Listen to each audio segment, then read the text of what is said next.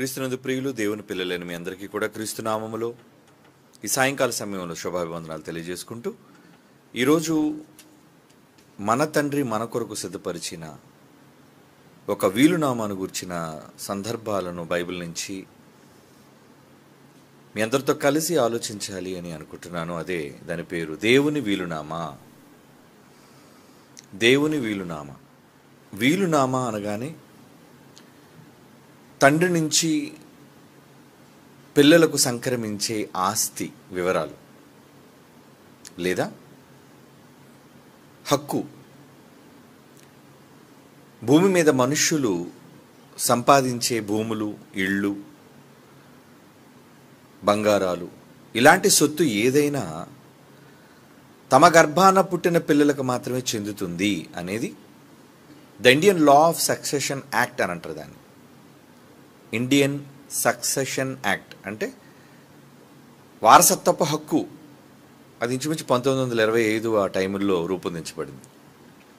యావత్ భారతదేశంలో ఉన్న వాళ్ళందరికీ కూడా ఈ చట్టం అప్లై అవుతుంది. ఇది ఇండియా మట్టుకు. ఇక ప్రపంచంలో ప్రతి దేశానికి వారి వారి సంబంధిత చట్టాలు, వారసత్వపు చట్టాలు ఆయా దేశాలు రూపొందించుకున్నాయి. అయితే ఈరోజు మనం మాట్లాడుకోవలసిన చట్టం ఏంటంటే, పరలోకపు తండ్రి అయిన దేవుడు చాలా ఆస్తిపరుడు, సంపన్నుడు. మన పరలోకపు తండ్రి చాలా సంపన్నత లేదా సమృద్ధి, ఐశ్వర్యం, సర్వాన్ని బహుగా కలిగినవాడు. మరి అంత సర్వసమృద్ధిని కలిగిన దేవునికి స్వయాన మనమంతా ఎవరు? పిల్లలం. ఆయన గర్భాన పుట్టిన వాళ్ళం మనం. మరి ఆయన గర్భవాసాన పుట్టాం కాబట్టి దేవుడు ఆయనకి సంబంధించినవి ఆస్తి లేదా ఆయన సంపద, ఆయన అనుభవిస్తున్నవి మనకు కూడా వారసత్వపు హక్కు కింద వస్తుందా? భూమి మీద మనుషులు రాసుకున్న చట్టాలలో గర్భాన పుడితే చాలు, అటు చెడ్డోడైనా మంచోడైనా వారసత్వపు హక్కు కింద తల్లిదండ్రులు సంపాదించిన ఆస్తికి భూమి మీదున్న వారి పిల్లలు కర్తలుగా మారిపోతారు ఆటోమేటిక్గా. దీనికి బలమైన కారణం ఏంటంటే వారి గర్భాన పుట్టటమే, వాళ్ళ రక్తాన పంచుకొని పుట్టటమే. దీనికంటూ ప్రత్యేకమైన ఆధారాలు ఏమీ అక్కర్లేదు. వారి కడుపును పుట్టటమే వారి యొక్క ఆస్తికి హక్కుదారులుగా మారిపోతాం మనం. అది చిన్నదైనా కావచ్చు, పెద్దదైనా కావచ్చు. మూవబుల్ అండ్ ఇమ్మూవబుల్ ప్రాపర్టీస్ అంటారు. అంటే చర స్థిర ఆస్తులు. ఇలా తల్లిదండ్రులు స్వార్జితమైనవి సంపాదించినవన్నీ ఖచ్చితంగా పిల్లలు, అది కుమారుడైనా కుమార్తె అయినా. ఈ మధ్యన కొత్త చట్టం, గతంలో కొడుకులకి ఎక్కువ వాటా ఇచ్చేది, తరువాత కుమార్తెలకు తక్కువ వాటా ఇచ్చేది. కానీ ఇప్పుడు ఆ చట్టాన్ని సవరించి కుమార్తె అయినా కుమారుడైనా తండ్రి ఆస్తులు సమాన భాగస్తులే. 50-50 షేర్. అంటే సగం కుమారుడికి అయితే మిగిలిన సగం కుమార్తెకి. ఇది మానవ చట్టం. కనుక తల్లిదండ్రులు కొన్ని సందర్భాల్లో వీలునామా రాసి చనిపోవచ్చు, కొన్ని సందర్భాల్లో వీలునామా రాయకుండాను చనిపోవచ్చు. అయితే వీలునామా రాయటం అంటే ఏంటంటే తమకున్న ఆస్తులన్నిటినీ కూడా తమకున్న ఒకరా, ఇద్దరా, ముగ్గురా, ఎందరైతే పిల్లలు, వాళ్ళ పిల్లలకి ఎవరెవరికి ఏంటి చెందుతాయి అని సవివరంగా వ్రాసి చట్టపరంగా వాళ్ళకి ఆస్తిని పంపకం చేయటమే వీలునామా యొక్క ఉద్దేశం. మీలో చాలామందికి తెలిసే ఉంటుంది అది. అంటే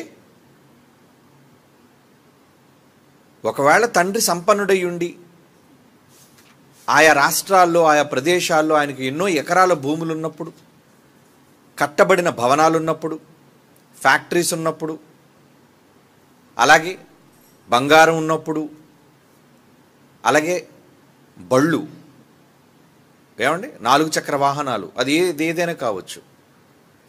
ఇలా వాటన్నిటిని కూడా వేరు చేసి ఎంతమంది పిల్లల్లో వాళ్ళకి అంత వాటాని, 3, 4, 5 ఉన్న సకల ఆస్తిని, సర్వ ఆస్తిని కూడా వాళ్ళకి భాగాలుగా చేసి పంచటం, అది వీలునామా యొక్క ప్రత్యేకత. నా పెద్ద కుమారుని ఇదిగోండి ఫ్యాక్టరీని ఇస్తున్నాను, నా రెండో కుమార్తెకు పలానా దగ్గర ఉన్న ఇన్ని ఎకరాల భూమిని సొంతం చేస్తున్నాను, నా మూడవ కుమారునికి నా దగ్గరున్న ఈ కార్లన్నిటిలో, నా దగ్గరున్న ఈ బంగారం అంతటిలో ఇదిగోండి ఇన్ని తులాలు, ఇన్ని కార్లు వాళ్ళకి అందజేస్తున్నాను అని ఒక సంపన్నుడు తన వీలునామా రాస్తాడు. అది బ్రతుకుంటుండగా రాయొచ్చు, తదనంతరం కూడా రాసి ముందుగా చనిపోవచ్చు.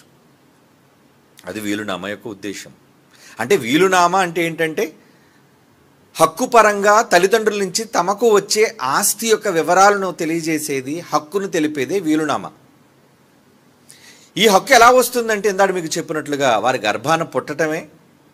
మీరు చెడ్డోళ్ళైనా మంచోళ్ళైనా ఆ ఆస్తికి వాటాదారులుగా మీరు మారిపోతారు.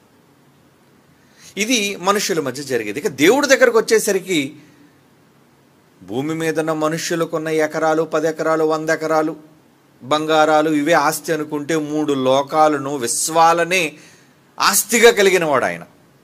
మన తండ్రి చాలా సంపన్నుడు, ఆస్తిపరుడు. మరి ఈ ఆస్తి కోట్ల మంది భూమి మీద పుట్టే పిల్లలందరికీ కూడా సమానంగా చెందుతుందా, లేదో ఎవరికైనా చెందాలి అని వీలునామా ఏమైనా రాశాడా? ఇవన్నీ మనం ఆలోచించాలి. ఆయన గర్భాన పుట్టాం కాబట్టి భూమి మీద పుట్టినవాడు చెడ్డవాడైనా మంచివాడైనా సమానంగా అందరికీ చెందుతుంది అనుకోవటం తప్పు. అంటే మానవ చట్టాలు ఇక్కడ వర్తించవు. దేవుని చట్టం వేరు, దేవుని యొక్క చట్టం వేరు, దేవుని యొక్క ఆలోచన వేరు, దేవుని యొక్క నిర్ణయాలు వేరు. మనుష్యుడు ఆలోచించినట్లుగా మనుషుడికి న్యాయమైనది దేవుడికి న్యాయం అవ్వదు. మనుషుల పట్ల మేలైనది దేవుడికి మేలు అనిపించకపోవచ్చు. దేవుడి చట్టాలు విచిత్రంగా ఉంటాయి. కనుక ఎలాంటి వాళ్ళమైనా మనమంతా ఆయన గర్భాన పుట్టిన పిల్లలం కాబట్టి పరలోకంలో మనకు ఆస్తుందా, వాటా ఉంటుందా? ఎందుకంటే పరలోకం చిన్నది కాదు. ఏమండి, ఒక మాట చదువుదామా? అసలు పరలోకాన్ని గూర్చి ఆయన ఏం రాశాడు, ఏముంది? ప్రకటన గ్రంథం 21వ అధ్యాయం, జస్ట్ రూపకాలంకారంగా చెబుతున్నాడు. 10వ అధ్యాయం 21వ అధ్యాయం 10వ వచనం 18వ వచనం చదువుదాం. ప్రకటన గ్రంథం 21వ అధ్యాయం 10వ వచనం 18వ వచనం. ఆత్మవశుడునై ఉన్న నన్ను ఎత్తైన గొప్ప పర్వతం మీద కొనిపోయి యెరూషలేము అను పరిశుద్ధ పట్టణము దేవుని మహిమ గలదై పరలోకమందున్న దేవుని యొద్ద నుండి దిగి వచ్చుట నాకు చూపెను. 18. ఆ పట్టణపు ప్రాకార సూర్యకాంతములతో కట్టబడెను. పట్టణము స్వచ్ఛమైన స్ఫటికముతో సమానము, శుద్ధ సువర్ణముగా ఉన్నది. బంగారమే అంటున్నాడు అంతా. అంటే మానవ భాషలో అది చాలా విలువైనది.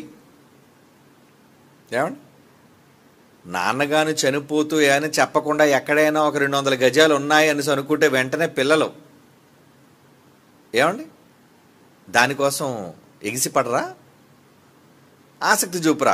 పోతే పోనేవండి, 100 గజాలే కదా, 200 గజాలే కదా వదిలేస్తారా? అబ్బో, అడుగు భూమి కూడా పోనేవారు మనుషులు. అడుగు, అంత స్వార్థం. అంటే భూమి విలువ, పోయే భూమికి ఎంత విలువ ఉంటే శాశ్వతంగా ఉండే పరలోకానికి ఎంత విలువ ఉండాలో ఆలోచించండి.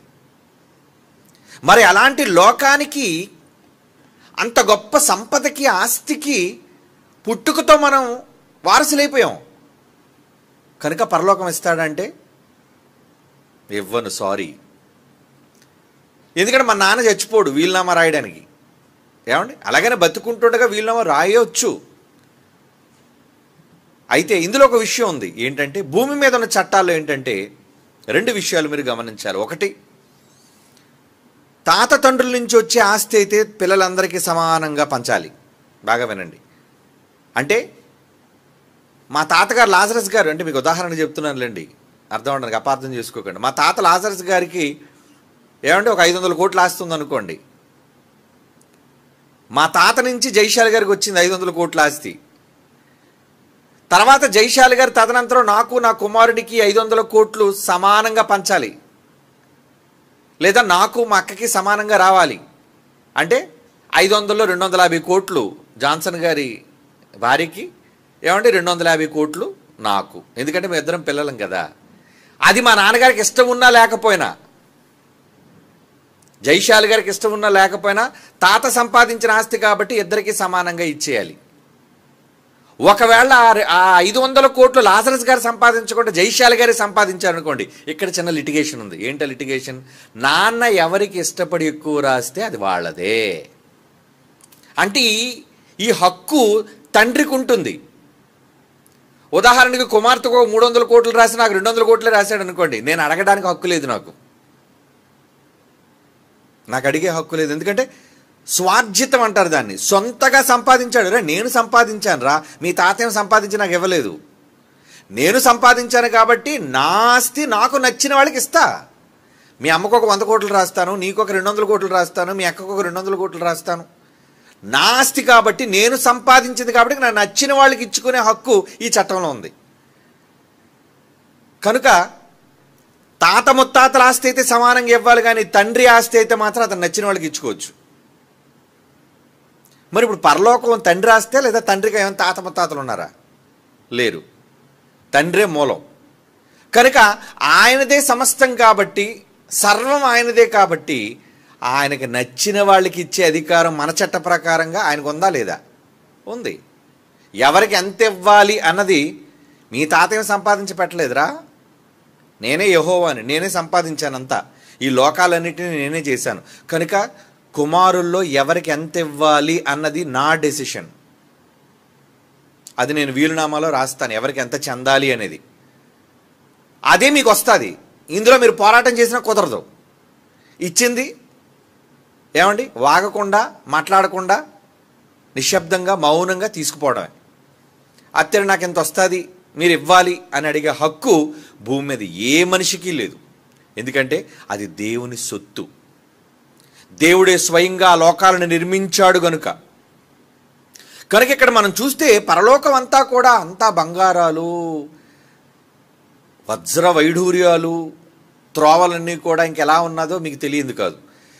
అంటే ఇంత సంపద కలిగిన తండ్రి నుంచి మనకు వచ్చే వాటా, షేర్ ఏంటి? షేర్ రావాలి అంటే తండ్రి వీలులో రాయాలి. తండ్రి రాయాలి. అందుకే ఒక ముసలాయన అక్కడ రాస్తున్నట్టు ఉంది. బొమ్మ చూపించండి, మెయిన్ బొమ్మ ఒకసారి చూపించండి. అంటే రాస్తున్నాడు ఆయన వీలునామా, ఎవరికి ఎంత చెందాలి, ఎవరికి ఎంతెంత ఆస్తి వెళ్ళాలి, ఎవరికి ఎన్ని పట్టణాలు చెందాలి, ఏమండి, ఎవరికి ఎన్ని పట్టణాలు చెందాలి, ఎవరికి ఏంటేంటి సొంతం అవ్వాలి మనకే అని దేవుడు నిర్ణయించేశాడు. ఆ నిర్ణయాన్ని బట్టే ఏం చూపించమంటే ఏమవుతుంది? నిద్రపోతున్నారేంటి మీళ్ళంతా? అలర్ట్గా లేరు. రాస్తున్నాడు తండ్రి. ఏంటది? వీలునామా. ఆ వీలులో ఏముంటుందంటే ఎవరికి ఎంత సొత్తు, ఎవరికి ఎంత ఆస్తి రావాలి అని. అవునా? ఎందుకంటే తండ్రులే కదా ఆస్తిని పంచేది. కొరింథీయులకు రాసిన 2వ పత్రిక చదువుతాం బైబిల్. కొరింథీయులకు రాస్తున్న 2వ పత్రిక 12వ అధ్యాయం 14వ వచనం. కొరింథీయులకు రాస్తున్న 2వ పత్రిక 12వ అధ్యాయం 14వ వచనం ఏమంటున్నాడు అక్కడ? ఇదిగో ఈ 3వసారి మీ యొద్దకు వచ్చుటకు సిద్ధముగా ఉన్నాను, వచ్చినప్పుడు మీకు భారంగా ఉండను, మీ సొత్తును కాదు మిమ్మునే కోరుచున్నాను. మీ బంగారాలు, మీ ఆస్తులు నాకు అక్కర్లేదు, కానీ మీరు కావాలి. పిల్లలు తల్లిదండ్రుల కొరకు కాదు, తల్లిదండ్రులే పిల్లల కొరకు ఆస్తి కోర్చదగినది కదా. అంతే కదండి. మీరంతా ఏం చేస్తారు? మీరు సంపాదించి తర్వాత మీ తదనంతరం మగపిల్లలకైతే మగపిల్లలకి, ఆడపిల్లలకైతే ఆడపిల్లలకి మీరు సంపాదించింది వాళ్ళకి అందించి వెళతారు. ఇదే కదా ధర్మం. కన్నందుకు, మీ గర్భాన పుట్టినందుకు వారికి ఎంతో కొంత వాళ్ళ చేతిలో పెట్టి పంపటం అనేది మీ బాధ్యత. బైబిల్లో అదే చెప్తున్నాడు దేవుడు, పరిశుద్ధాత్ముడు. ఏమని? పిల్లలు తల్లిదండ్రుల కొరకు కాదు, పిల్లలు సంపాదించి పెట్టరు అమ్మా నాన్నలకి, అమ్మా నాన్నలే సంపాదించి పిల్లలకి ఇస్తారు. ఏంటి? ఆస్తి కూర్చదగినది. కూరుస్తున్న ఆస్తి వాళ్ళకి ఇస్తాం. ఏమండి? మరి ఇప్పుడు మనందరికీ తండ్రి పరలోకపు దేవుడు. మరి ఆయన మనకి ఆస్తి ఇవ్వడా? అలాగనే ఆస్తిపరుడు కాడా? సంపన్నుడు. బహుసంపన్నుడు. ఆయన తలుచుకుంటే లేనిది రానుదంటూ ఏదీ లేదు.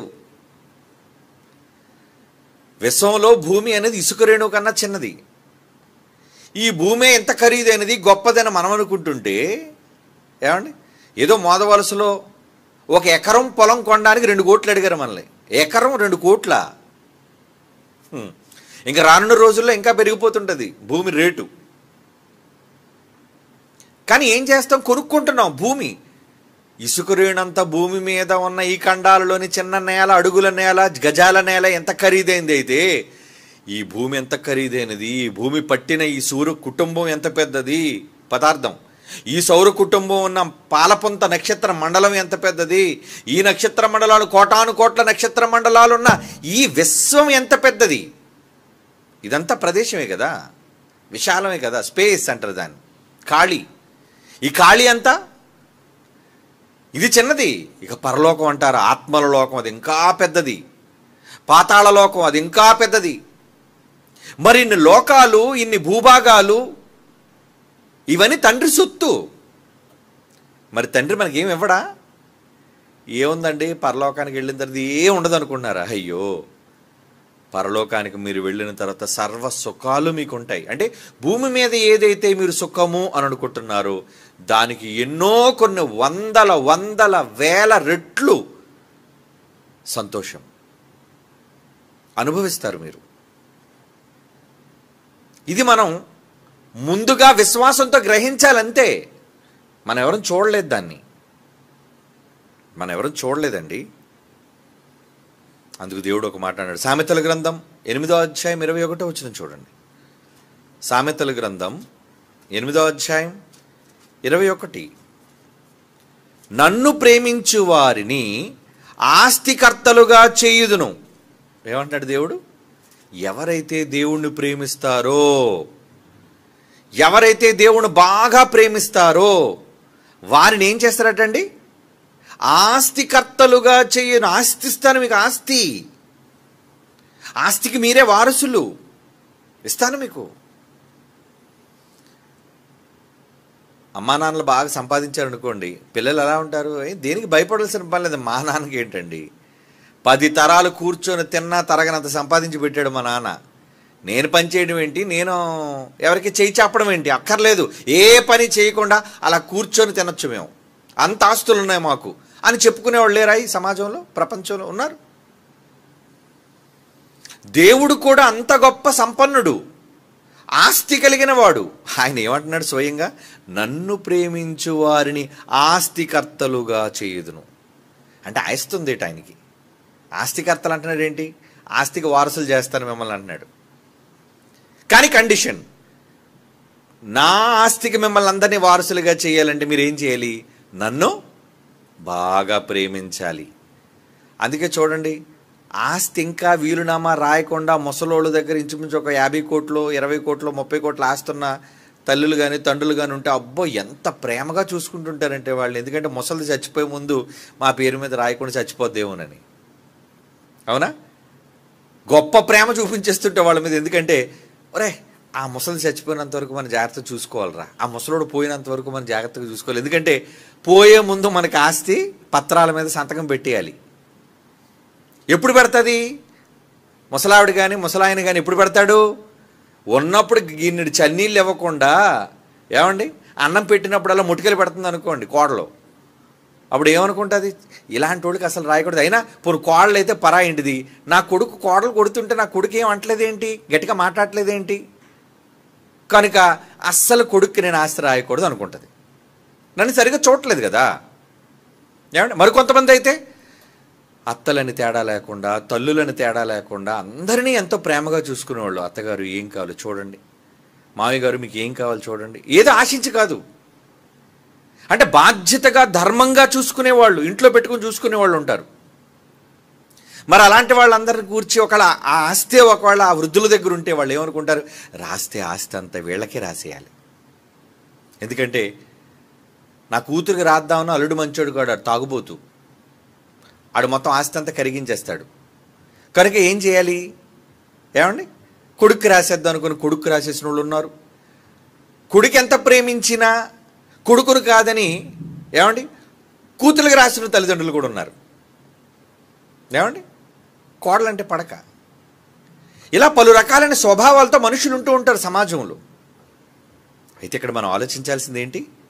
వాళ్ళు ఆస్తి మనకు రాయాలి అంటే మనం వాళ్ళ పట్ల ఎలా ప్రవర్తిస్తున్నాం అనేది వాళ్ళు గమనిస్తారు. మా అవసాన దశలో, మా వృద్ధాప్యంలో వీళ్ళు మమ్మల్ని బాగా చూసుకుంటున్నారా లేదా, అడిగింది మాకు తెచ్చి పెడుతున్నారా లేదా, ప్రేమగా మాట్లాడుతున్నారా లేదా, ఇవన్నీ చూస్తారు వాళ్ళు. సరిగ్గా చూసుకోలేదు అనుకోండి, ఆస్తి రాయరమ్మ వాళ్ళు. దేవుడు కూడా అలాంటోడే. మీకు ఆస్తి రాస్తాను, ఆస్తికర్తలుగా చేస్తాను మిమ్మల్ని. అదిగా చూడండి ఆ మాట అర్థమైందో లేదో. సామెతలు 8:21, నన్ను ప్రేమించు వారిని ఆస్తికర్తలుగా చేయుదును, వారి నిధులను నింపేదనంటున్నాడు. చూడండి, మొత్తం మీ ఖజానా నింపుతానంటున్నాడు. ఖజానా, నిధులు అంటే నిధులు ఉన్నాయి మనకి. నిధులండి. ప్రపంచంలో ఐశ్వర్యవంతులైన వాళ్ళందరూ కూడా స్విట్జర్లాండ్లో బ్యాంకులో దాచుకుంటారు. చాలా బ్యాంకులు ఉన్నాయి స్విట్జర్లాండ్లో. ఏమండి ఆ బ్యాంకులోని ఎన్ని కోట్లైనా దాచుకోవచ్చు. ప్రపంచ దేశాల్లో సంపన్నులైన వాళ్ళు ఎంతోమంది ఆ బ్యాంకులో దాచుకున్నారండి డబ్బు. మన భారతీయులు ఎక్కువ మంది ఉన్నారట. అందరూ దొంగలే కదండి ఇక్కడ. అందరూ దొంగలే, దోచుకునేవాళ్ళు. దేశమేమో తిండి లేక అల్లాడిపోతుంటే బాగా దోచుకున్న డబ్బునేమో తీసుకెళ్ళి విదేశాల్లో దాచుకున్నారు. అందులో ఎక్కువగా రాజకీయ నాయకులు ఉన్నారు లిస్టు. అది ఎన్నో సంవత్సరాలుగా మోడీ గారు వచ్చినప్పటి నుంచి అంటున్నారు, మొదటిసారి గెలిచినప్పటి నుంచి నల్లధనం తెచ్చేస్తారు, నల్లధనం తెచ్చేస్తారని. నల్లపోస అయిపోయి తెప్పించి అయ్యగారు మనకు నల్లధనంలో ₹1 కూడా తీసుకురాలేదు, అందరు బ్యాంక్ అకౌంట్లో డబ్బులు వేస్తాను అన్నాడు. మోసగాళ్ళు కదండి. ఏమండి మన చంద్రబాబు గారు ఏమన్నారు, అందరికీ 15,000 ఇచ్చేస్తాను, అందరికీ అమ్మఒడి, అందరికీ ఉద్యోగులు లేని వాళ్ళు కూడా నిరుద్యోగ భృతి 1,500. ఇది ఆశపడిపోయారండి ఈ రాష్ట్ర ప్రజలు. ఇచ్చేస్తారా ఇచ్చేస్తారా ఇచ్చేస్తారా గుద్దేశారు ఓటు. ఇప్పుడు అంటున్నాడు ఇవ్వలేను, నేను చెప్పేశాడు మొహం మీద, మేము ఇవ్వలేనండి అని. ఎందుకు? ఖజానా ఖాళీ, నిధులు లేవు మా దగ్గర. అలాంటోడు కాదు దేవుడు. ఏమంటే నిజంగా దేవుడు అలాంటోడైతే, సారీ రా పిల్లలారా, మరి గాలి నిధులు లేవు నా దగ్గర, గాలి తగ్గిపోయింది, కొంచెం కొంచెం కొనప్రాణంతో పీల్చుకొని బతకంటారా అన్నాడు అనుకోండి, ఏమైపోలేం మనం అంతా. ఏమండి అప్పుడప్పుడు చూడండి గాలి అంతగా పేషెంట్ అంటుంటారు, అలాగ అనుకోవాలి మనం అంతా కూడా. కానీ మన తండ్రి ఎంత సంపన్నుడు అంటే, ఎంత గాలి కాలు పీల్చుకోండిరా, పీల్చుకోండి మీ ఇష్టం. నేలని ఎన్నిసార్లు దున్నుకుంటారా, ఎన్ని పంటలు, ఎన్ని పళ్ళు, ఎన్ని కాయలు, ఎన్ని జంతువులు, అబ్బా తినండిరా. ఎందుకంటే సంపన్నుడు అలాగే ఉంటాడు, ఐశ్వర్యవంతుడు. మరండి ఎంత ఆస్తిపరుడు. మరి అంత ఆస్తిపరుడు దగ్గర నుంచి నీకు ఆస్తి రావాలి అనుకుంటున్నారా? రాస్తాడు వీలునామా, ఆస్తికర్తలుగా చేస్తానంటున్నాడు కదా. కావాలా మీకు? ఎక్కడెందుకండి, సంపాదించుకునే ఎకరాలన్నింటినీ కూడా వదిలేసిపోవాలి కదా. అవునా కాదా? ఎన్ని ఎకరాలు మీ పేరు మీద ఉన్నవ్వండి, తర్వాత దస్తావేజులు పేరు మారిపోతే తప్ప మీరుండరు. అవన్నీ వదిలిపెట్టి వెళ్ళిపోతారు. ఎందుకు? అవి మీవి కావు. ప్రజలకి జ్ఞానం లేదు. నాది నాది నాది నాది సంపాదించేసుకోవాలి, కూర్చేసుకోవాలి, మిగిలి చేసుకోవాలని అత్యాశ పడిపోతున్నారు ప్రజలు. నిజానికి మీరు కూర్చుకోవాల్సింది పరలోకంలోని యేసుప్రభు మహాజ్ఞానం చెప్పారండి 1వ శతాబ్దంలో. ఆయన చెప్పింది వెర్రి మాటలాగా అనిపించింది ఈ సమాజానికి. ఏంటి బాబు, పరలోకం అంత డబ్బు దాచుకోవాలా? ఇక్కడేం లేవా డబ్బులు మాకు? ఇక్కడేం లేవు నాయన. ఇక్కడ దొంగలు కన్నం వేస్తారా? ఒకళ్ళు నోటు కట్టలు దాచుకున్నా ఏమండి అయ్యి తుప్పది తినేస్తుంది దాన్ని. వద్దు, పరలోకంలో దాచుకోండి. ఇవన్నీ ఊరకనే చెప్పలేదు. అంటే అక్కడ మీ అకౌంట్, మీకు నిధులు, మీకు ఆస్తి దేవుడు కేటాయిస్తున్నాడు. మరి ఆస్తిని ఎలా సంపాదించుకోవాలి? ఆయన ప్రేమిస్తే ఇచ్చేస్తానన్నాడండి ఆస్తి. మీరేంటి కష్టపడాలా? ఏమండి ఎంత సులువు చెప్పాడు. ఈ మాట విన్న వెంటనే ఏమనుకోలేడు, ప్రేమిస్తే చాలా, ప్రేమిస్తే చాలు, ప్రేమిస్తే చాలు అంటున్నాడు. చూడండి ఇంకో మాట చదువుదామా? సామెతల గ్రంథం 8వ అధ్యాయం 18వ వచనం. సామెతల గ్రంథం 8వ అధ్యాయం 18. ఐశ్వర్య ఘనతలు స్థిరమైన కలిమి. స్థిరమైన కలిమి. కలిమి అంటే ఏమనుకున్నారు? డబ్బు, సంపద, ఆస్తి అని అర్థం. ఏమండి ఐశ్వర్య ఘనతలను స్థిరమైన కలిమి. స్థిరమైన కలిమి అంటే పోయేది కాదు, ఇది ఎప్పుడు మీతో ఉండేది. ఎవ్వడు మిమ్మల్ని తీసుకోలేడు. మీ దగ్గర నుంచి అపహరించలేడు, దొంగతనం చేయలేడు. మీరు అనుభవించడానికి మీ దగ్గర ఉండేది. ఐశ్వర్య ఘనతలను, స్థిరమైన కలిమియు, నీతియు నా యొద్ద ఉన్నవి. నేను రా దానికి మూలం. నేను తలుచుకుంటే మీకు ఇచ్చేస్తానరా పిల్లలారా. ఏమంటే అలాంటప్పుడు నిజంగా నాన్న ఇస్తానన్నప్పుడు మీరు ఎంత విధేయులుగా తండ్రికి ఉండాలి.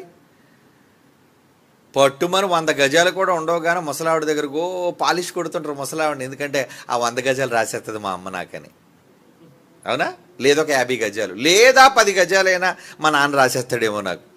దిక్కుమాలిన 10 గజాలకే కకృతిపడే మనం, మహాలోకం ఉంది. దేవుడు అంటున్నాడు, ఒరే నా దగ్గర ఎంత సంపద ఉందరా పిల్లలారా, మీకు ఇచ్చేస్తాను రా, రాస్తాను రా, నాది శాశ్వతంగా స్థిరంగా మీకు ఇచ్చేస్తాను. కానీ నన్ను ప్రేమించండి, లవ్ చేయండి. మరి ప్రేమించమని చెబుతుంటే ప్రేమించడానికి ఏంటి మాయరోగం మనకి? ఏమండి? అదే కదా పెద్ద రోగం. ఆయన తప్ప అన్నింటినీ ప్రేమిస్తున్నాం మనం. ఎవరిని ప్రేమిస్తున్నారు మీరు? ఏమండి? భార్య అంటే ఇష్టం, పిల్లలంటే ఇష్టం, భూములంటే ఇష్టం, కాగితాలంటే ఇష్టం. ఏ కాగితాలు? తెల్ల కాగితాలు కాదు, రంగు కాగితాలు. ఇలా భూమి మీద కనబడేవన్నీ ఇష్టం ఇష్టం ఇష్టం ఇష్టం. దేవుడు అంటే చాలా కష్టం అండి, వెళ్ళడానికి కానీ రావడానికి కానీ చేయడానికి కానీ ఏటో ఇబ్బంది అండి. మరి ఎలా ఇస్తాడు మీకు ఆస్తి? ఆయన ప్రేమించనిది, ఆయనకి మీరు ఇవ్వనిది, ఆయనకి చెయ్యనిది ఎలా రాస్తాడు వీలునామా మీకు? ఈ ఆస్తి మీది అని ఎలా ఆయన ఇస్తాడు, పంచుతాడు చెప్పండి. అది ఆయన చేతిలో ఉంది, ఆ పంచే హక్కు. నువ్వు అక్కడికి వెళ్ళి హక్కు అడగడానికి లేదు. నేను కూడా యెహోవా కొడుకునే, నాకు పరలోకంలో వాటా ఇచ్చేయండి అంటే అరే మెడపెట్టుకు దోసేయండి రా అంటాడు. అలాగే అడిగే వాయిస్ కూడా మనకి లేదులేండి. ఇక్కడే దోసేస్తాడు మనల్ని. పరలోకంలో గేటు వరకు వెళ్ళినప్పుడు మనల్ని ఇక్కడ కన్ను ముయ్యటమే, సంకెళ్ళు వేసేసి పాతాళానికి అప్పచెప్పేస్తాడు, పాతాళ దూతకి. ఇంకా అక్కడి నుంచి ఎవడొస్తాడు? ఏమండి? కనుక ఎలా మీరు అక్కడికి వెళ్ళి మీ హక్కును అడగగలరు? లేదు ఏ ఇంటర్నేషనల్ కోర్టులో, యూనివర్సల్ కోర్టులో మీరు వాదించి మీ ఆస్తిని పొందగలరు? ఏంటి దేవుడి మీద దావా వేస్తారా? అలాంటి వేసిన పిచ్చోళ్ళు కూడా ఉన్నారు లేండి. దేవుడి మీదే దావా. ఏంటి దేవుడి మీద కేసా? ఎందుకు వేసానంటే ఈ సునామీలు ఎందుకు వస్తున్నాయి, ఈ భూకంపాలు ఎందుకు వస్తున్నాయి, ఈ ప్రాణ నష్టం ఎందుకు కలుగుతుంది, చిన్నపిల్లలు కూడా చచ్చిపోతున్నారు ఇందులో, కనుక దేవుడి మీద దావా వేయాలనుకుని అప్పుడు కోర్టుకి వెళ్ళాడట. అమెరికాలో పిచ్చి, అసలుకే పిచ్చి సన్నాసులు వాళ్ళందరూ. ఆడు కోర్టుకి వెళ్తే అక్కడ కోర్టుడు కేసు తీసుకున్నాడట. మరి తీసుకోవడానికి ఆడికి బుద్ధి ఉందా? నేను కేసు రిజిస్టర్ చేయాలంటే అయ్యా నాకు అడ్రస్ పంపు, అడ్రస్ ఉండాలి కదా సమన్లు పంపడానికి. అంటే సమన్లు అడ్రస్ ఉంటే దేవుడిని కూడా పంపించి బోన్లు నిలబెట్టేస్తావు నువ్వు. మరి అంత గొప్ప నల్లకోట వేసుకున్నాడు అక్కడ. ఏమండి? అదే అడిగాడట, నేను కేసు రిజిస్టర్ చేస్తానయ్యా, దేవుడి అడ్రస్ కావాలి నాకు. ఈడేమిస్తాడు దేవుడి అడ్రస్? కేర్ ఆఫ్ హెవెన్ అని రాశాడు అనుకోండి. అక్కడికి పోయేది ఎవడు? సమన్ ఇవ్వడానికి పోయేది ఎవడో, ఆయన ఈడ్చుకొని వచ్చే పోలీసుడు ఎవడు? ఏమండి? అంటే పిచ్చి పట్టింది ప్రపంచానికి. అంటే అవసరమైతే దేవుడి మీదే దావా వేస్తావా? బతుకున్నప్పుడే దావా వేయడానికి ఎంత ఎత్తుగా ఎదిగిపోయాడు అంటే, చచ్చిన తర్వాత అవకాశం ఉంటే ఆత్మలన్నీ అక్కడికి వెళ్ళిపోయి ఏమండి యమలోకంలో గోలగోల చెయ్యు. దేనికి? మాకు ఆస్తి, మా ఆస్తి మాకు కావాలి, మా ఆస్తి మాకు కావాలి, దేవుడు మా ఆస్తి మాకు ఇవ్వాలి అంటే ఊరుకుంటాడా? కోట్ల మంది దేవదూతలనే మెడ మీద చేసి తోసేయంటారా బయటికి వీళ్ళందరినీ. నిన్ను అడిగితే ముందే తోసేస్తాడు, నేను అడక్క ముందే. ఆయన శక్తి ముందు ఎవరు నిలబడలేరు. కనుక దేవుని పిల్లలారా, దేవుడు ఆస్తి ఇవ్వాలనుకుంటున్నా, నా దగ్గర ఆస్తి ఉందర్రా, నేను మీకు ఇచ్చేస్తానర్రా, రండి. ఇది పులి బంగారు కంకణం లాంటిది కాదు. ఇది ఆ ముసలి పులి కూర్చొని బంగారు కంకణం పట్టుకొని రండర్రా నా దగ్గరికి వచ్చి నాకు అంత అన్నం నీ అంచునీళ్ళు తీసుకొచ్చి పెడితే, నాకు 2 పళ్ళు పువ్వులు కాయలు ఇస్తే ఈ బంగారు కంకణం ఇచ్చేస్తాను అనే ముసలి పుల్లు అంటాడు కాదు దేవుడు. అది మోసగత్తమైన పులి. అలా వచ్చిన వాళ్ళ దగ్గరికి వెళ్ళి తినేస్తుంది అది. దేవుడు నిజంగా అన్నాడంటే ఇస్తాడు. ఆయన మాటలో యథార్థత ఉంది. ఆస్తికర్తలుగా చేయుదును, స్థిరమైన కలిమి, నీతి నా యొద్ద ఉన్నవి, ఇస్తాను మీకు. మరి నిజంగా ఆయన ప్రేమించడానికి ఎంతమంది పిల్లలైన వాళ్ళు ఇష్టపడతారో చెప్పండి. ప్రేమ, ప్రేమ. తండ్రి పిల్లల నుంచి కోరుకునేది ప్రేమ. మీ ఆస్తి ఎవరికి కావాలి? ఏమండి? మీ బంగారాలు ఇవన్నీ ఆయన మీకు ఇచ్చినవే కదా. ఎక్కడి నుంచి సంపాదించేసుకున్నావు? భూమి ఎక్కడి నుంచి? నువ్వు భూమిలో తల్లి కడుపు నుంచి రావడం ఎన్ని ఎకరాల భూమితో వచ్చేసావు నువ్వు. కనీసం నీ చేతిలో పిడికిలి మట్టి లేదు నీకు, పిడికిడి మట్టి. అవునా? అమ్మ కడుపు నుంచి వచ్చినప్పుడు మట్టి అని తీసుకొచ్చావా? లేదే. అదంతా ఎవరిదో, దేవుడు చేసింది. బయటకు వచ్చిన తర్వాత మాత్రం జెండా పాతేసావు అక్కడ. ఏమని? ఇది నాది, బంగారం నాది, వజ్రవైడూర్యాలు నావి. దేవుడు అయ్యావన్నీ, కేర్ ఆఫ్ దేవుడు. అలాంటప్పుడు దేవుడు అన్నీ నీకు ఇవ్వడానికి సిద్ధంగా ఉన్నప్పుడు నువ్వు ఎంత ఆత్మజ్ఞానంతో ఆలోచించి ఆయన ప్రేమించడానికి సిద్ధపడగలుగుతున్నావు? లవ్, ప్రేమించు. ప్రేమిస్తే ఏం చేస్తావు? ఆయన పని చేస్తావు ప్రేమించిన వాడవైతే. ఒకడు నన్ను ప్రేమించిన ఎడల నా ఆజ్ఞలను గైకొనును. దేవుణ్ణి ప్రేమించేవాడు దేవుడు చెప్పిన ఆజ్ఞలను గైకొంటాడు. అదే ప్రేమించడం అంటే. ఏమండి, ఏదో ఒక ఆజ్ఞ చెప్పండి, నిన్ను వలె నీ పొరుగు అని ప్రేమించు, అంతేనా? ఇది ఆజ్ఞనా? క్రొత్త నిబంధనలో ఆజ్ఞ కాదా? అంటే నిన్ను వలె నీ పొరుగు అని ప్రేమిస్తే పరలోకం వస్తుందా? వస్తుందండి. కానీ ప్రేమిస్తారా? ఇక్కడికి వచ్చి గొడవలు. ఉదయం చెప్పారు చూసారా, ఆ మహాతల్లులు ఎవరో కానీ వీధిలోకి వచ్చి కొట్టుకున్నారట.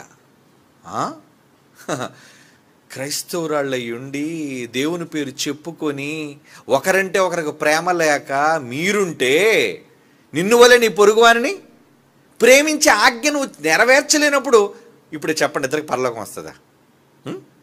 రాదు. ఎందుకంటే నా ఆజ్ఞను గైకొంటే నన్ను ప్రేమించినట్టే.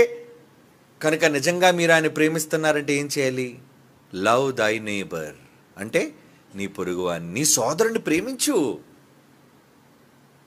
తప్పు చేశాడా? క్షమించి ప్రేమించు. మంచి చేశాడా? ప్రేమించు, సహకరించు, పనిలో ప్రోత్సహించు. అదే ప్రేమ, అదే దేవుని ప్రేమించడం. కంటికి కనిపించే సోదరుని ప్రేమించని వాడు ఎవరిని ప్రేమించలేడట? కనబడని దేవుణ్ణి ప్రేమించాడు అనటం అబద్ధం. నేను దేవుణ్ణి లవ్ చేస్తున్నాను, దేవుణ్ణి లవ్ చేస్తున్నాను. ఏంటి దేవుణ్ణి లవ్ చేయడం అంటే? ఏమనుకుంటా దేవుణ్ణి ప్రేమించడం అంటే? దేవుణ్ణి లవ్ చేయడం అంటే ఏంటి? 1 యోహాను పత్రిక 4వ అధ్యాయం 20వ వచనం. ఎనీబడి, ఎవరైనాను. 1 యోహాను పత్రిక 4:20 అండి. నేను ఎవడైనాను నేను దేవుని ప్రేమించుచున్నాను అని చెప్పి తన సహోదరుని నాకు ఇష్టం లేదండి వీళ్ళంటే, ఈమంటే నాకు పడదండి, నాకు నచ్చదండి అని అంటే వాడు అబద్ధికుడు. తాను చూచిన సహోదరుణ్ణి ప్రేమించలేనివాడు చూడని దేవుణ్ణి ఎట్లు ప్రేమింపగలడు? అంటే ఇప్పుడు ప్రేమించే దేవుడు పరలోకం రావాలంటే, ఆస్తి రావాలంటే, వీలునామా మనకు రావాలి అంటే, ఆస్తి ఇవ్వాలంటే దేవుడు మనం ఏం చేయాలి? ప్రేమించాలి. అదే కదా వీలునామాలు. ఏముంది? నన్ను ప్రేమిస్తే ఆస్తికర్తలుగా చేస్తానురా మిమ్మల్ని, మీరు నన్ను ప్రేమించండి, ఆస్తి మీకు ఇచ్చేస్తాను. తండ్రి, మిమ్మల్ని ప్రేమించడం అంటే ఏంటి? మీరు దగ్గర లేరు కదా, అందుకే నీ పొరుగునున్న వాడిని ప్రేమించరా, ఆస్తి నీకు ఇస్తాను అన్నాడు. అదే బైబిల్లో చెప్పాడు. ఏమని? కళ్ళ ముందు కనిపించే నీ సహోదరుని ప్రేమిస్తే నన్ను ప్రేమించినట్టే.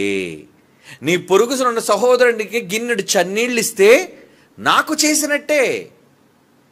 ఏమండి, మరి చేస్తున్నారా? ఎప్పుడైనా దైవ సేవకుని పిలిచి మీ ఇంట్లో అంత భోజనం పెట్టారా?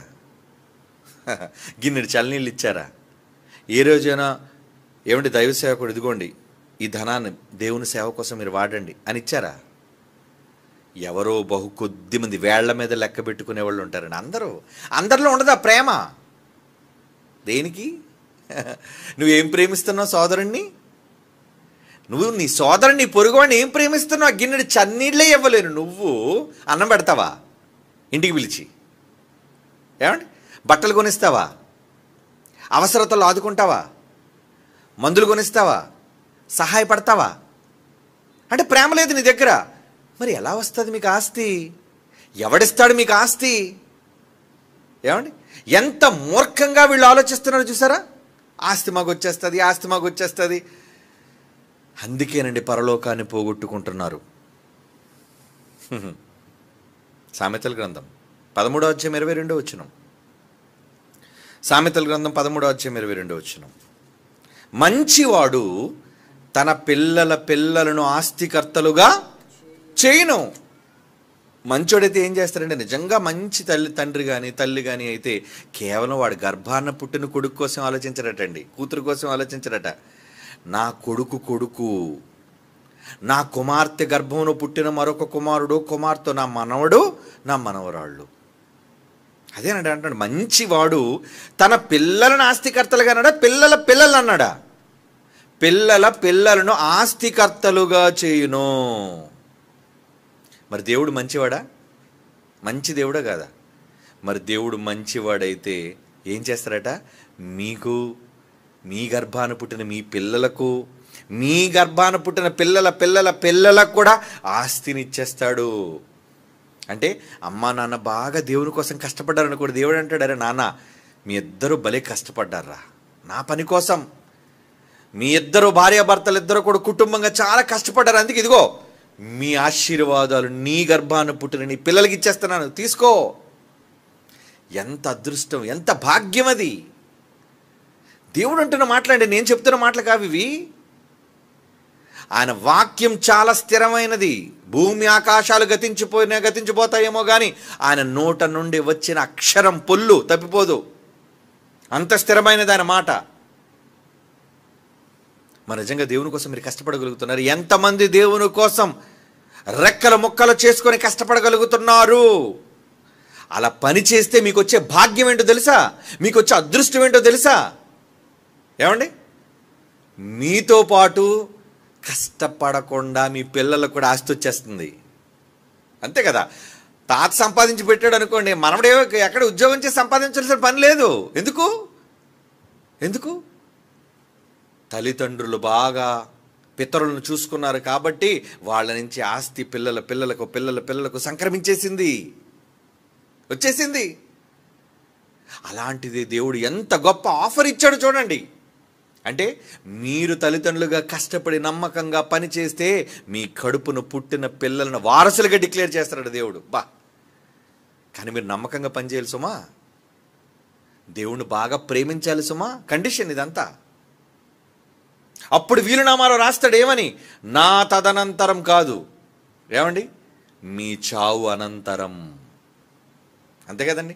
అక్కడైతే భూమి మీద ఉన్న వీలునామాలో తదనంతరం, ఎందుకంటే మనం పోతాం కాబట్టి, మనం ఉండం కాబట్టి తదనంతరం అనే పదం వాడుతాం. కానీ మరి దేవుడు ఏమని వాడతాడు? మీ భూమి మీద ఏమండి మరణం అనంతరం, చావు అనంతరం. మనం ఇలా కన్ను ముయ్యగానే మన ఆస్తి, మన సంపద ఏంటి, పరలోకంలో వెళ్లకుండా అందరూ మరి పరదేశం కదండి వెళ్ళిపోతున్నారు. ఏంటి పరదేశంలో అంటే నెమ్మది. నెమ్మది అంటే ఏంటి? పరదేశంలో ఏం పొందుతారని ఉందండి? నెమ్మది పొందుతారా? ఇంతకీ నెమ్మదిలో ఏముంది? నెమ్మది అంటే స్పీడ్గా పరిగెట్టాడు మెల్లిగా నడ్డం కాదు అక్కడ నెమ్మది అంటే. అక్కడ నెమ్మది అనే పదానికి అర్థం ఏంటంటే ఏ చింత లేకుండా. ఏమండి, టెన్షన్ ఎవరు పడతారు చెప్పండి? ఏమండి, 1వ తేదీ వచ్చేస్తుందండి బాబు, ఇల్లు అద్దె కట్టాలండి బాబు, 1వ తేదీ వస్తుందండి, కరెంటు బిల్లు కట్టాలండి, కిరాణా బిల్లు కట్టాలండి, పిల్లలు స్కూల్ ఫీజు కట్టాలండి, 1వ తేదీ రాగానే అన్ని గుర్తొచ్చేస్తుంటే అప్పుడు మీకు టెన్షన్ ఉంటుందా, నెమ్మది ఉంటుంది చెప్పండి? నెమ్మది ఉండదు, మనశ్శాంతి లేదండి. 1వ తేదీ వస్తుందని కానీ ఎంత డబ్బు ఎక్కడి నుంచి తెస్తాం? ఎందుకర్రా కంగారు పడుతున్నా? నీ అకౌంట్ ఓపెన్ చేసుకో, అందులో 1000 కోట్లు ఉన్నాయనుకోండి, 1000 కోట్లు వైట్ మనీ, 1000 కోట్లు. 1వ తేదీ స్కూల్ ఫీజు కోసం ఆలోచిస్తావా? నిశ్చింతగా ఉన్నాను, 1000 కోట్లు, నా బ్రతుక్కాలం అంతా హ్యాపీగా తినొచ్చు, నా పిల్లలు కూడా హ్యాపీగా తినొచ్చు, అంత డబ్బు ఉంది, దీనికోసం టెన్షన్ నాకు? అదే నెమ్మది. డబ్బు మీ దగ్గర ఉందనుకోండి, టెన్షన్ ఉండదు, అవునా కదా? ఎంత ప్రశాంతంగా ఉంటారు, నెమ్మదిగా ఉంటారు. అది నెమ్మది అంటే.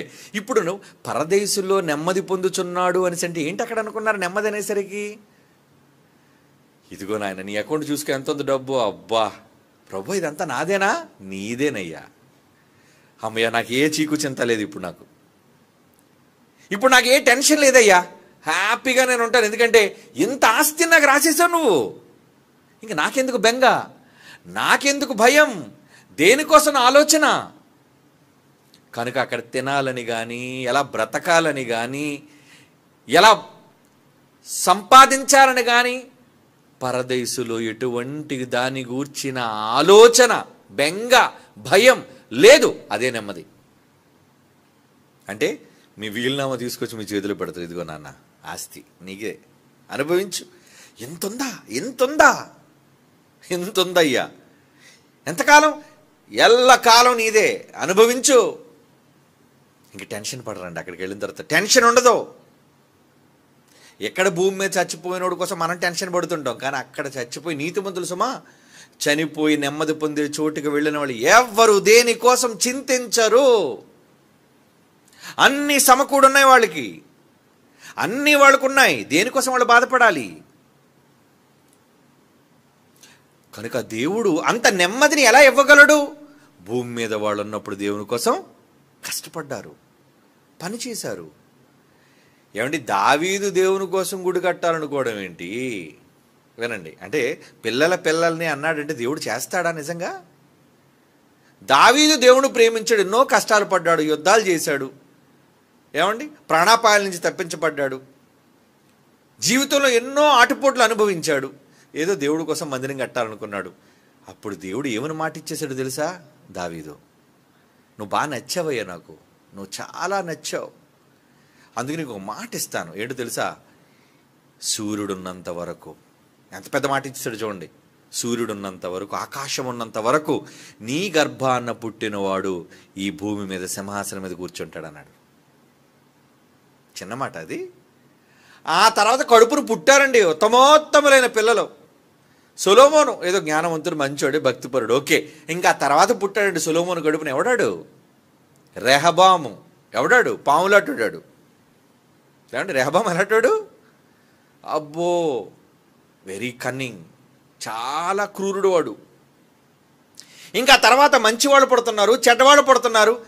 కానీ దేవుడిచ్చిన మాట బట్టి వాళ్ళందరినీ సింహాసనం మీద కూర్చోబెట్టాడండి. అర్హత లేని వాళ్ళు కూడా కూర్చోబెట్టాడు సింహాసనం మీద. ఇంతకీ దౌర్భాగ్యుడికి సింహాసనం ఎందుకు వచ్చింది? ఈడు గొప్పతనం వల్ల కాదు. ఎవరి వల్ల వచ్చేసింది? వాళ్ళ తాతకిచ్చిన మాట, దావీదుకి ఇచ్చాడు మాట. ఆస్తికర్తలుగా సింహాసనం మీద కూర్చోబెడతానన్నాడు, కూర్చోబెట్టాడు. ఇప్పుడు ఆ దావీదు గర్భాన పుట్టిన వేరు చిగురిని యేసుప్రభువే సింహాసనం మీద కూర్చున్నాడు. అంతే కదా. రాజు ఎవరు ఇప్పుడు? ముల్లోకాల రాజు ఎవరు? ఆయన అన్న మాట ప్రకారంగా సింహాసనం మీద యేసుప్రభుని కూర్చోబెట్టాడు. స్టిల్ నౌ ఆయన కింగ్, ముల్లోకాల అధినేత ఆయనే. ఆయన మాట నిలబెట్టుకున్నాడు. ఇది నేను ఎందుకు చెప్పాను తెలుసా? గర్భాన పుట్టిన వాళ్ళకి ఆస్తికర్తలుగా పిల్లలను చేస్తారు నేను అన్నాడే, అంటే దేవుడు తలుచుకుంటే ఇస్తాడు. వాళ్ళు చెడ్డోలైన వాళ్ళకి ఇస్తాడు. ఇది నిజం అనుకుంటే ఆశీర్వాదాలు మీ పిల్లలకు రావనుకుంటున్నారా? మీ గర్భాన పుట్టిన పిల్లలు దుర్మార్గులైనా దుష్టులైనా కొంతమంది, ఎందుకండి వీడు ఎంత బాగున్నాడంటే వాళ్ళ నాన్న ఎంత పని చేశాడండి, వాళ్ళ అమ్మ ఎంత భక్తిపర్రాలండి, అందుకే వీడు కాపాడబడుతున్నాడు, అందుకే వీళ్ళు బాగున్నారు. కనుక ఇప్పుడు మీరేం చేయాలి చెప్పండి? మీరు నిజంగా దేవుణ్ణి ప్రేమించగలిగితే, దేవుడు నిజంగా మీరు ఇష్టపడగలిగితే, మీరు చేసే మంచి పని మీ పిల్లలకి చాలా తరాల వరకు వెళ్ళిపోతుందా మంచి. కనుక ఇప్పుడు మీరు ఏం చేయలేక ఇష్టపడాలి? నేను ఎలాగైనా నా బ్రతుక్కాలం అంతా దేవుని కోసం మంచి పనులు చేసి నేను దేవుని దగ్గర నమ్మకమైన వాడుగా ఉంటే నా గర్భాన పుట్టే నా పిల్లలు, నా కొడుకు, నా కూతురు, నా మనవరాలు, నా మనవళ్ళు, వాళ్ళ పిల్లలు సుఖంగా సంతోషంగా ఉంటారు వాళ్ళు. అది దేవుని మనసు అది. కనుక ఇప్పుడు మనం ఎవరైనా పని చేయాలనుకోవాలి వద్దా? పని చేయాలనుకోవాలి. ఏమండి, అందుకనండి మంచివాడు, సామెతలు 13:22 చదువుతున్నాం. మంచివాడు తన పిల్లలను ఆస్తికర్తలుగా చేయను. పాపాత్ముల ఆస్తి, దొంగలున్నారే పాపాత్ములు, వాళ్ళ ఆస్తి అట నీతిమంతులకు ఉంచబడును. నీతిమంతులకు ఇచ్చేస్తారట తీసుకెళ్ళి. ఏమండి, ఉదాహరణకి పరలోకంలో 100 ఎకరాలు అనుకోండి, అర్థం అవడానికి చెప్తున్నాను సమా, అపార్థం చేసుకోకండి. పరలోకం 100 ఎకరాల స్థలం అనుకుంటే ఏమండి, పరలోకానికి వెళ్ళేవాళ్ళు తక్కువ మందా ఫుల్గా వెళ్తారా? 10 మంది అంతే కదా. 90 మంది పోతారు. అంటే 100 మంది వెళ్తే మనిషికి ఎంత వస్తుంది? 1 ఎకరం అంతే కదండి. పరలోకంలో ఒక్కొక్క మనిషికి 100 మంది వెళితే ఒక్కొక్క ఎకరం వస్తుంది. మరి ఇప్పుడు 100 మంది లేరుగా, ఎంతమంది? 10 మంది వెళ్ళారు అనుకోండి, అంటే మిగతా 90 మంది పాపాత్మలు అన్నాడు పోయారు. మరి ఇప్పుడు పాపాత్మలు వాటా మిగిలిపోయింది అక్కడ. చాలా పెద్దది పరలోకం. మరి వాటా ఎవరికి ఇచ్చేస్తాడు? నీతిమంతులకు ఇచ్చారు. నా 10 మంది ఉన్నారు కదా, 10 మంది, ఆ 10 మందికి అంటే ఒక్కొక్కరికి ఎన్ని ఎకరాలు వస్తాయి అప్పుడు? 10 ఎకరాలు. 10 మందికి 10 ఎకరాలు కదా. అంటే మీరు చేసిన దానికన్నా డబల్, ట్రిపుల్, 10 రెట్లు ఎక్కువ. పాపాత్ములకు అదే అంటున్నాడు, పాపాత్ముల ఆస్తి నీతిమంతులకు ఉంచబడును. ఉంచుతాను, దాస్తాను ఆయన. నిజానికి పరలోకంలో కోట్ల మంది కోసం కట్టాడండి. ఎన్ని కోట్ల మంది? మనం ఆదాం మొదలుకొని ఎప్పటివరకు ఎన్ని కోట్ల మంది పుట్టారు. ఇన్ని కోట్ల మంది వచ్చినా ఇంకా పరలోకంలో ఖాళీ ఉంటుంది. చాలా పెద్దది అది. మరి ఎంత పెద్ద లోకంలో వెళ్ళేవాళ్ళు ఎంతమంది? కొద్ది మందే, చిన్నోళ్ళు చిన్నగా వెళతారు. ఆ కొద్ది మందే అందరికీ పెద్ద వాటా ఇస్తానన్నాడు. ఇప్పుడు నువ్వు నీతిమంతుడిగా బ్రతికితే, నువ్వు నమ్మకంగా దేవుణ్ణి ప్రేమిస్తే బ్రతుకున్న కాలంలో. ఏమండి 49వ కీర్తన 11వ వచనం చూడండి.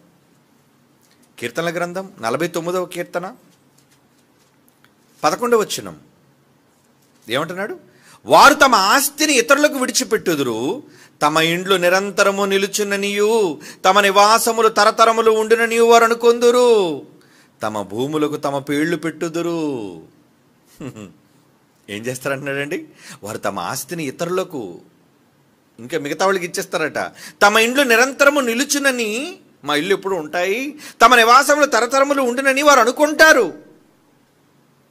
తమ భూములకు పేర్లే పెట్టేసుకుంటారండి. ఈ భూమి నాది, ఈ భూమి నాది, ఈ భూమి నాది అని పేర్లు పెట్టేసుకుంటారు. దస్తావేజులు పేర్లు అయ్యే కదా. ఏమండి, భూమి మీద దేవుడు ఇచ్చిన దానిని దేవుని కొరకు ఇవ్వటం, దేవుని కొరకు ఖర్చు చేయటం, దేవుడిని ప్రేమించటం, ఆయన పని చెయ్యటం, బైబిల్లో ఉన్న దాని ప్రకారంగా బ్రతకటమే మిమ్మల్ని పరలోకానికి ఆస్తికర్తలుగా చేస్తుంది. ఆస్తి కావాలా? మాకు అక్కర్లేదండి పరలోకం అంటారు. ఇంకెక్కడెందుకు మీరు ఉండడం? పరలోకం అక్కర్లేనప్పుడు ఇన్ని కష్టాలు ఎందుకు? మీరు కష్టపడి ఇక్కడికి రావడం ఎందుకు? నేర్చుకోవడం ఎందుకు? హ్యాపీగా లోకంలో తిరిగేయండి.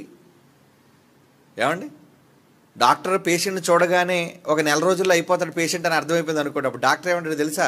ఏమంటే నెల రోజుల కన్నా ఎక్కువ బతకడు కాబట్టి ఏది అడిగితే అది పెట్టాడు అంటారు. ఎప్పుడైనా విన్నారా అలాంటి మాట?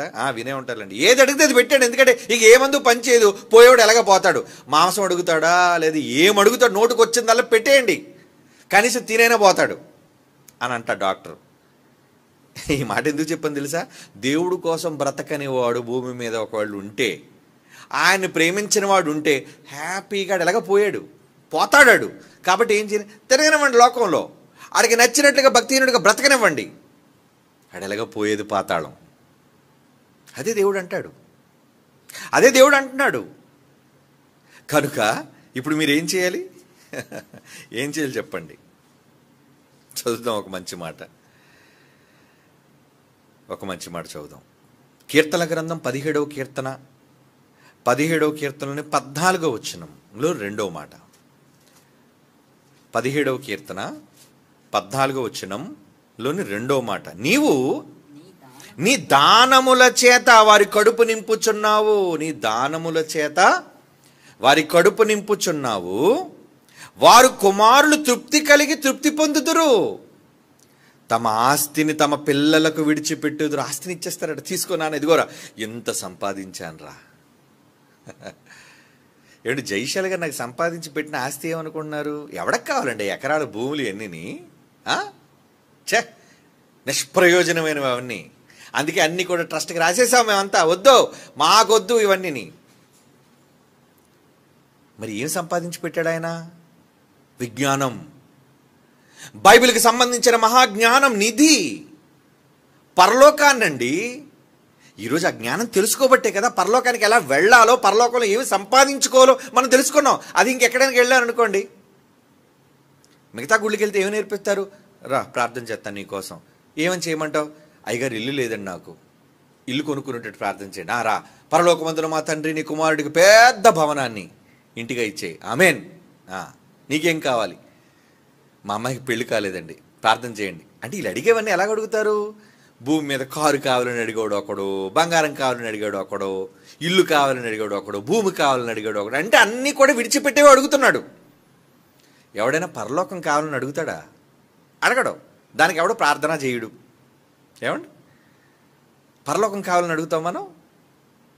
కానీ ఇక్కడే చెప్తారు ఏమని? పరలోకం కోసం అడగండి, పరలోకం కోసం బ్రతకండి.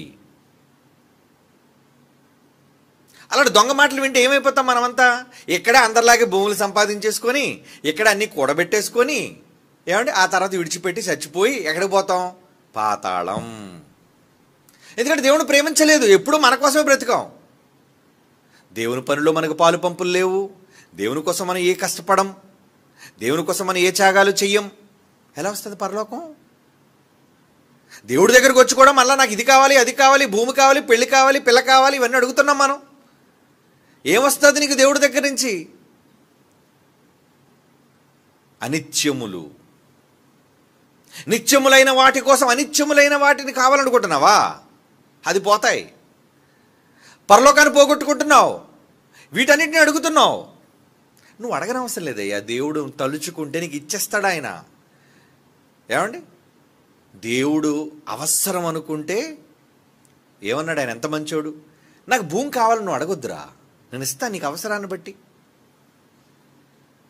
నా నిమిత్తము, సువార్త నిమిత్తము ఎవరినట వదులుకోవాలా? తల్లులనైనను, తండ్రులనైనను, అన్నదమ్ములనైనను, అక్క చెల్లెళ్ళనైనను, భూములనైనను, ఎండ్లనైనను విడిచిపెట్టిన వాడు ఇహమందు 100 రెట్లు. ఇక్కడ కూడా ఉంటుందిరా నీకు ఇల్లు. ఇక్కడ ఇల్లు కట్టుకోవడం తప్పేం కాదండి. నువ్వు ఉండడానికి ఒక ఇల్లు కావాలిగా, పెట్టుకో, కట్టుకో, ఇస్తాను రా, నీకు భూమి ఇస్తాను, ఇల్లు ఇస్తాను. కానీ అదే గొప్పది అనుకోకు, ఇంతకన్నా గొప్పది ఉంది. బంగారం కావాలా? ఎంత? ఒక 50 తొలలు కావాలి, తీసుకో. ఏమండి, దేవుడు అన్న మాటలు ఇవన్నీ. ఇక్కడ భూమి మీద మత్తయి సువార్త 19:29 ఏమంటున్నాడు? అక్కడ 100 రెట్లు అనే పదం ఉందా? మార్కులు ఉందా? చదవండి ఆ మాట. నా నిమిత్తం, నా కోసం, నా పేరు కోసం అన్నదమ్ములనైనా, అక్క చెల్లెళ్ళైనా, రక్త సంబంధికులను తండ్రినైనా, తల్లినైనా, పిల్లలనైనా, భూములనైనా, ఇళ్ళైనా వదిలేసుకుంటే 100 రెట్లు 100 టైమ్స్ ఇదిగాక నిత్య జీవం. మార్కు సువార్తలో అయితే ఇహమందును అంటాడు. చూడండి ఆ పదం, ఇహమందు అంటే ఆ 100 రెట్లు అంటే పరలోకంలో ఇస్తాడు కదండి అనుకోకండి, ఇక్కడ కూడా ఇస్తాడు మీకు. మార్కు సువార్త 10వ అధ్యాయం ఏనన్నా 29. మార్కు సువార్త 10వ అధ్యాయం 29.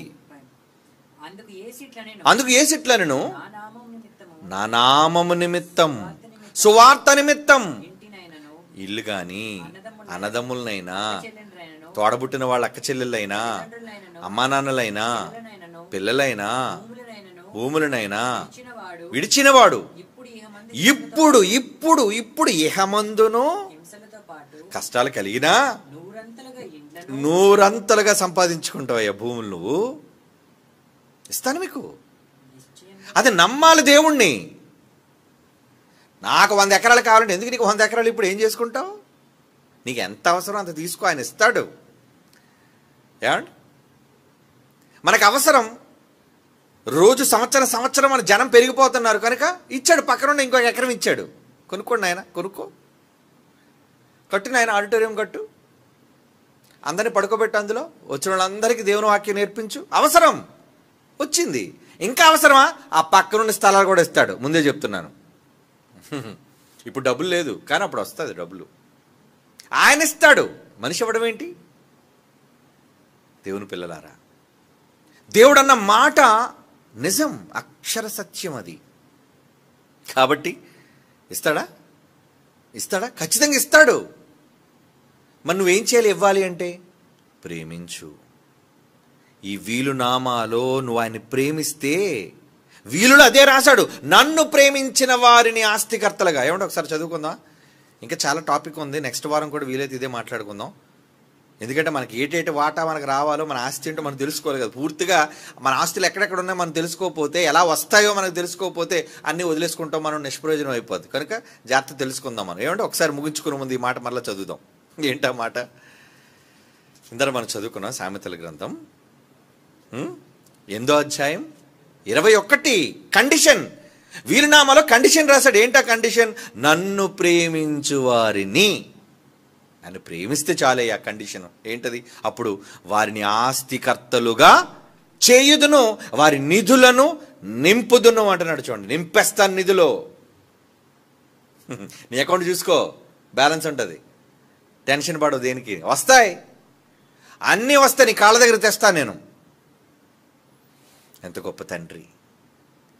తన ఆస్తి నీకు ఇస్తానంటున్నాడు. తన ఆస్తిని, తన నిధులు నీ నిధులుగా చేస్తానంటున్నాడు. కానీ నిన్ను కోరుకున్నది ఒకటే, నన్ను ప్రేమించు, నీ పొరుగువాడిని ప్రేమించు, ఇస్తాను నీకు. ఇక్కడికి ఆపుదాం, టైం అయింది కదా. కళ్ళు మూసుకొని ప్రార్థన చేసుకుందాం. మిగిలిన భాగాన్ని నెక్స్ట్ వీక్ మాట్లాడుకుందాం. పరిశుద్ధుడైన తండ్రి దేవా, మీరు మాకు ఇచ్చిన ఆస్తి మీ వాక్యం, మీ జ్ఞానం.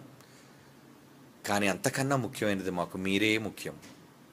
మీరు లేకపోతే మీ ఆస్తి మాకు అక్కర్లేదు. మీరే కావాలి, మీతోనే మేము ఉండాలి, మీతోనే మేము కలకాలం జీవించాలి. అంతకన్నా గొప్ప ధన్యత, భాగ్యం మాకు లేదు తండ్రి. అయినా మమ్మల్ని ప్రేమించి ఎన్నో సందర్భాల్లో ఎన్నో విధాలుగా మమ్మల్ని ఆదుకొని మాకు సహాయం చేస్తూనే ఉన్నారు. అది మీ గొప్ప మనస్సు.